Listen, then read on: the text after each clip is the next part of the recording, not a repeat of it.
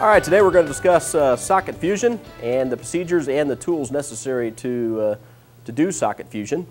We're going to start out here talking about some of the components that we have here on the table. First thing is we've got some dry cotton rags. Again, you don't want to use any kind of rayon or any other materials like that because as you wipe this hot tool, you don't want it to become a component of that tool. You can use paper towel. You just got to be careful what type of paper towel that is so it doesn't leave any kind of residue here on the tool itself.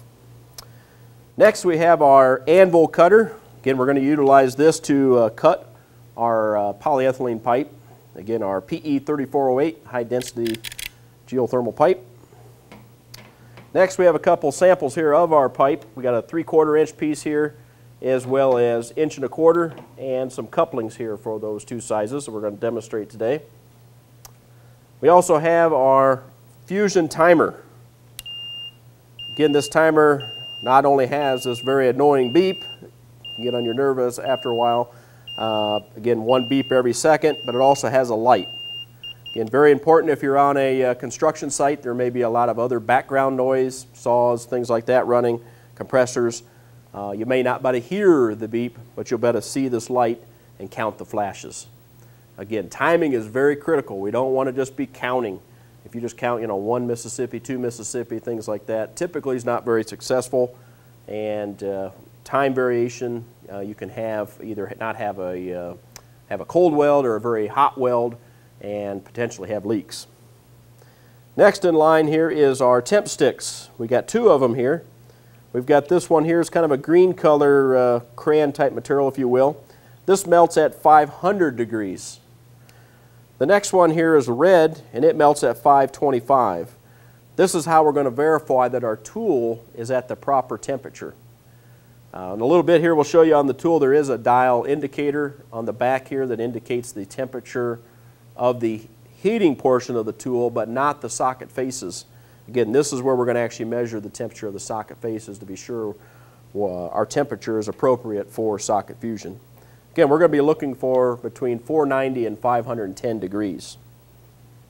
Next we got our depth gauges here, and we got 2 of them here, of course. We got one for 3/4 inch, our red one, and then our silver one here, aluminum one here, is a combination depth gauge. It sets the depth, but it also has a chamfering blade in here.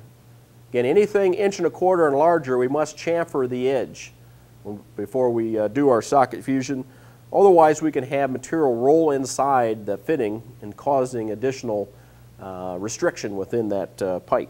So very important procedure. We'll be demonstrating that here as we go. The next item here is our cold rings.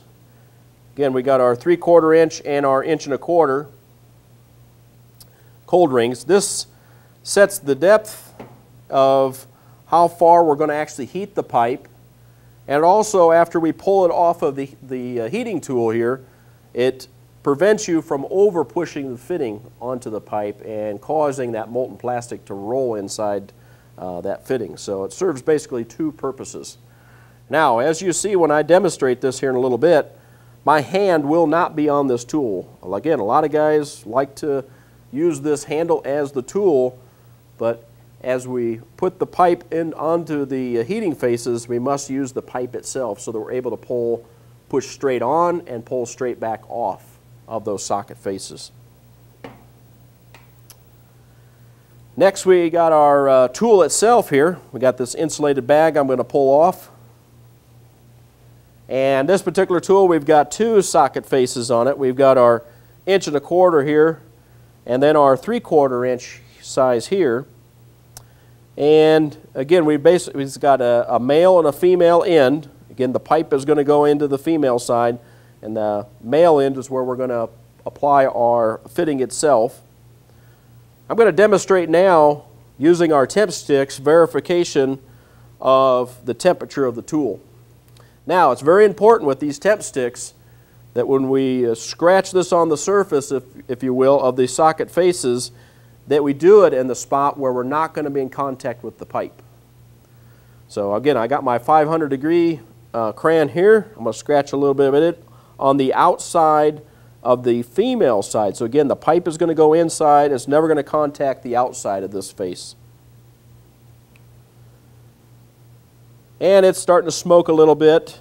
Let me know that I'm pretty close to 500 degrees, so that looks pretty good. I'm going to go ahead and wipe that off again with my cotton rag. And I'm going to verify again I'm not too hot by applying a little bit of the 525 on here and being sure that it doesn't boil off and smoke and go away. If it does, our tool is too hot and we're going to have to turn it down, adjust it.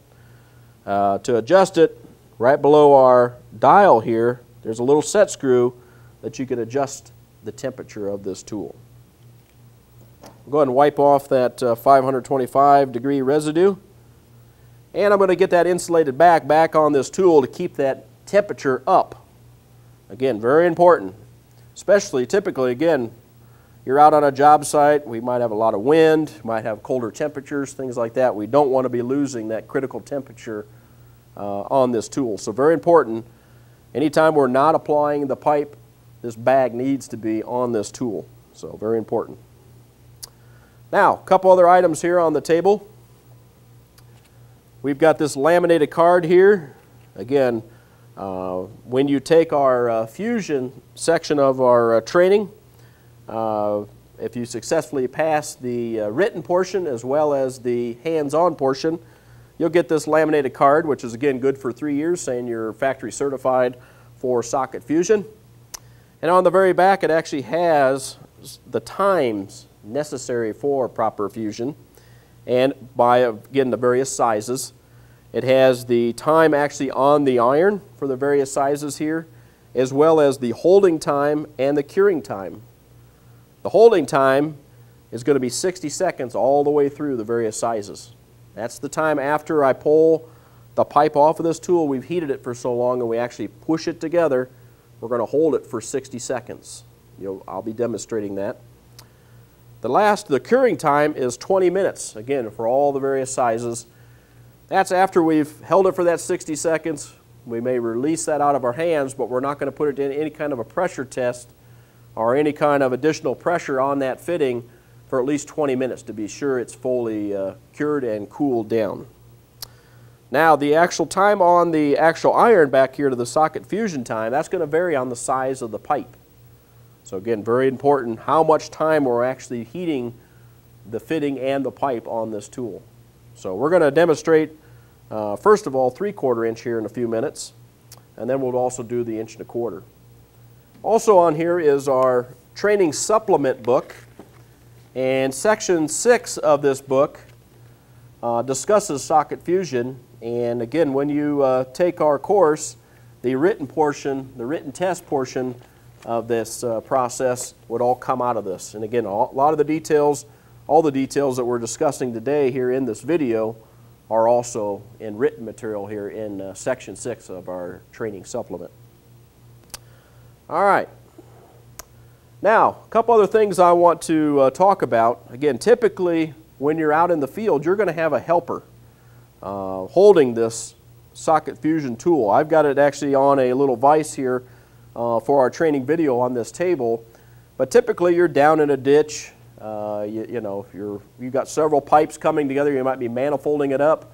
It's very important that you and your helper work together and discuss through the whole process of what's going to happen. Your helper is going to be, holding onto the tool. You're going to be doing the welding. You got to be sure after you've welded this, put your pipe and your fitting on this tool and you're ready to pull off, this person needs to get this tool out of your way so that you can put this pipe together. Again, when you put the two heated pieces together, you've got 3 seconds to line them up and push them together. And you'll be seeing that here as I demonstrate these two sizes of pipes.